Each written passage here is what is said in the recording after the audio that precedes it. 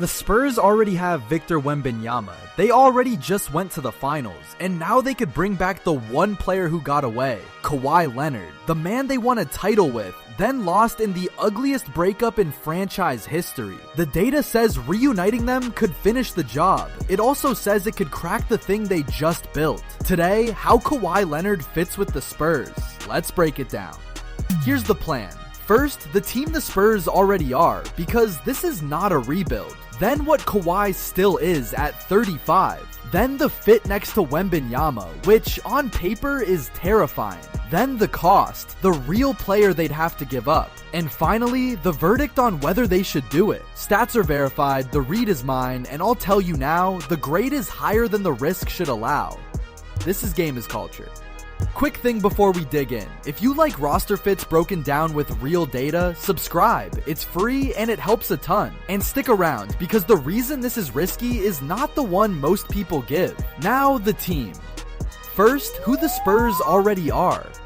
Let's be clear about something. This is not a broken team looking for a savior. The Spurs went 62-20, the 2 seed in the West, and they made the NBA Finals before falling to the Knicks. They finished second in the entire league in net rating at plus 8.3, third in defense, and fourth in offense. They are already a juggernaut. So the real question isn't can Kawhi fix them, it's can he be the one piece that pushes a finalist over the top. Keep that framing. And the reason they're here is this man. Victor Wembanyama just put up 25 points, 11.5 rebounds, and led the entire NBA in blocks at 3.1 a game. He is a top 5 player and the best defensive force in basketball. The Spurs already have their cornerstone for the next 15 years. The question is what you build around him right now, while a title window is cracking open early. But here's what the finals exposed. For all that talent, the young Spurs ran low on half-court shot creation when the game slowed down and the defense locked in. They didn't have a proven closer, a guy who could get a tough bucket in a tight fourth quarter in June. Every great young team eventually needs that veteran knife. Remember that hole, because there's one player on the market who fills it better than anyone alive. So what is Kawhi now?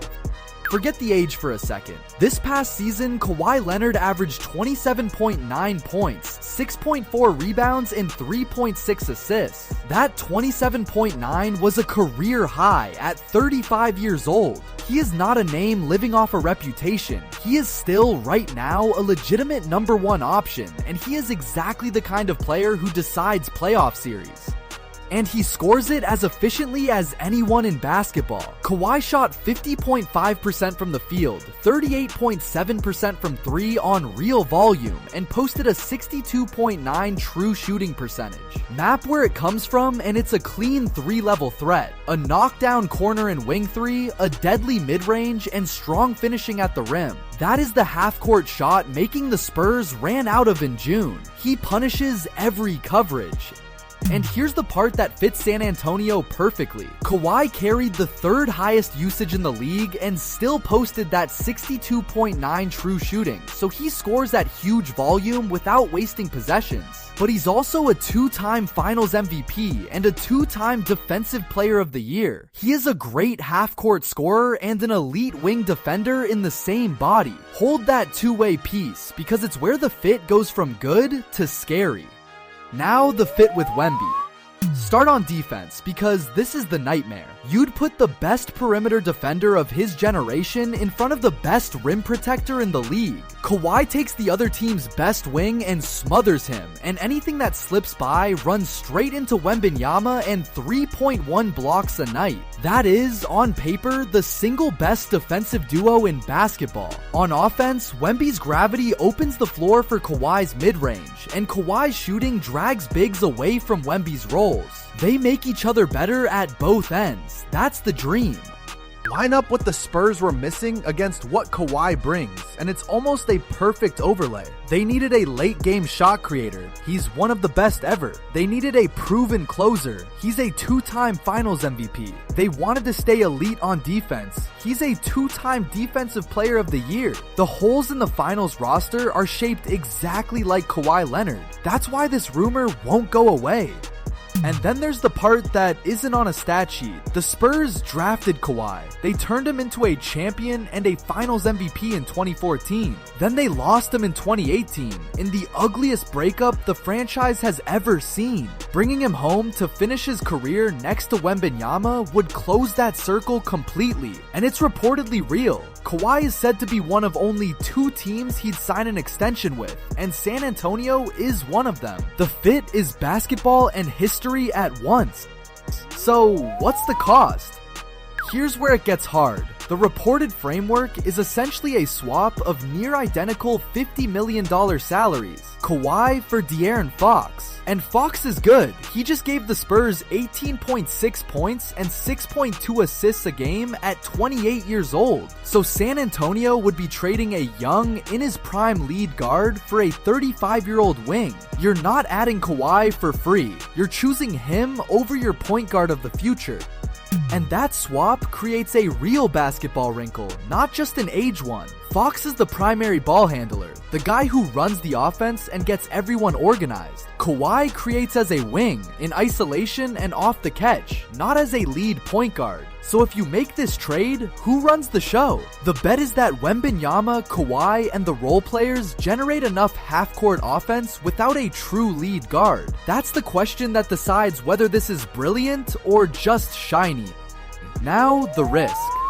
Here's the real catch, and it's the one I warned you about. It's not just the age, it's the availability, and you'd be committing extension money to a 35-year-old with a long injury history. He played 65 games last season, which is genuinely good for him, but the Spurs are built for the long game around a 22-year-old. Bolting a short win-now window onto a young core is a gamble. Kawhi has to be healthy in May and June, not just available in January, or the whole thing was for nothing.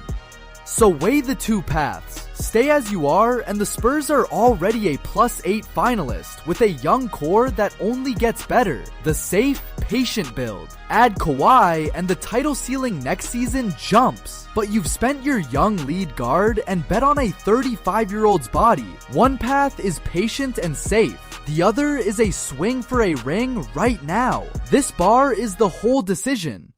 So, the verdict.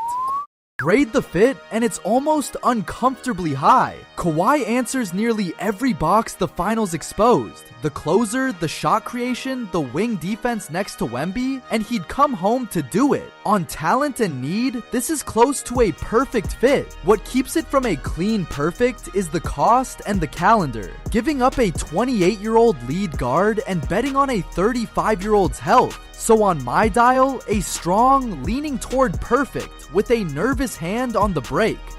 So here's the whole thing in one line. Kawhi is the exact closer the young Spurs were missing in the finals, coming back to the only place that ever felt like home, to chase one more ring with the best young player in the world. Where could I be wrong? If he stays healthy, this is a title team and maybe the easiest yes in the league. If his body breaks, they traded their point guard of the future for a handful of games and slowed down the best young core in basketball. Perfect fit, real gamble, both at once.